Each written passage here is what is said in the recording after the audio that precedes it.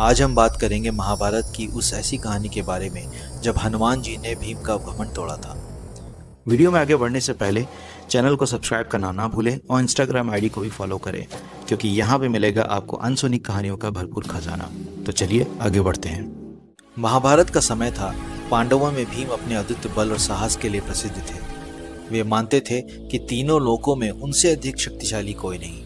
यही विश्वास धीरे धीरे अहंकार में बदल गया। एक दिन द्रौपदी ने भीम से कहा, हे वायुपुत्र, मैं गंधमादन पर्वत पर खिलने वाले सुवर्ण कमल देखना चाहती हूँ। द्रौपदी की इच्छा सुनकर भीम चल पड़े, अपनी शक्ति पर गर्व और चेहरे पर आत्मविश्वास लिए। घने जंगलों और कठिन रास्तों को पार करते हुए भीम गंधमादन पर्वत की ओर बढ़ रहे थे। तभी रास्ते में उन्होंने देखा एक साधारण वानर विशाल शरीर लिए पगडंडी पर लेटा हुआ है। भीम ने ऊंची आवाज में कहा, वानर, रास्ते से हटो, मुझे जल्दी है। वानर ने आंखें खोली, मुस्कुराया और बोला, महाराज, मैं वृद्ध और अस्वस्थ हूँ, उठ नहीं सकता।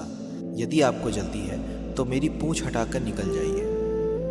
भीम ने पूंछ को नहीं लांघा, क्योंकि उस समय किसी को लांघ कर जाना एक खराब व्यवहार माना जाता था। भीम मुस्कुराए, सोचने लगे, मैं तो पर्वत उठा सकता हूँ, ये पूंछ हटाना कौन सी बड़ी बात है।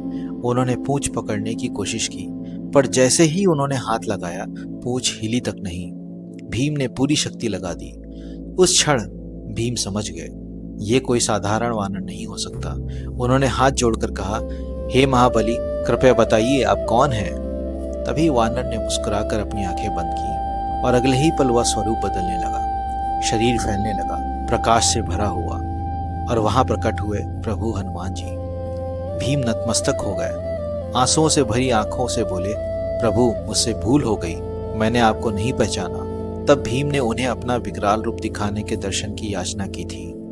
और फिर बाद में उस रूप को देखने के बाद भीम स्वयं कहते हैं कि आपका ये विकराल रूप अब मुझसे देखा नहीं जा रहा, अतः आप सामान्य रूप में वापस आ जाइए। हनुमान जी बोले, भीम, बल तभी सार्थक है जब उसमें विनम्रता हो। अहंकार सबसे बड़ा शत्रु है। जो स्वयं को सबसे बड़ा मानता है वह अपने भीतर के ईश्वर को भूल जाता है। फिर हनुमान जी ने भीम को आशीर्वाद दिया, जब महायुद्ध का समय आएगा तो मैं तुम्हारे साथ रहूंगा। तब भीम ने हनुमान जी को अपने भाई अर्जुन के प्रति अपनी चिंता के बारे में बताया। उन्होंने बताया कि युद्ध में कौरव सारे महाअस्त्र अर्जुन के रथ की ओर इस्तेमाल करेंगे। तो हनुमान जी ने कहा कि वो अर्जुन के रथ के ध्वज पर रहेंगे और हर एक कदम पे अपनी शक्तियों से अस्त्रों को रोक देंगे। उस दिन भीम ने सीखा, शक्ति तब तक महान नहीं बनती जब तक वह विनम्र ना हो। और यही कथा हमें याद दिलाती है, सच्चा बल भीतर की नम्रता में ही है। ऐसी ही ज्ञानवर्धक कहानियों और तथ्यों के लिए रील पुराण को सब्सक्राइब करना ना भूलें।